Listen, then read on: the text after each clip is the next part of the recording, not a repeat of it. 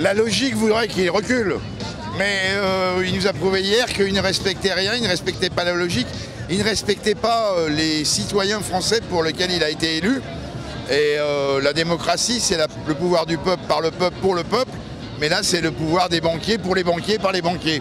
Donc il y a un petit hiatus entre un gouvernement totalement isolé et la masse que vous voyez autour de nous. Qu'il n'avait toujours rien compris. Qu'il ne voulait rien céder, qu'il voulait radicaliser le mouvement. En fait, il ne veut pas apaiser, il veut que les gens soient d'autant plus en colère pour qu'on ne parle plus de la réforme et qu'on parle simplement de la colère des gens qui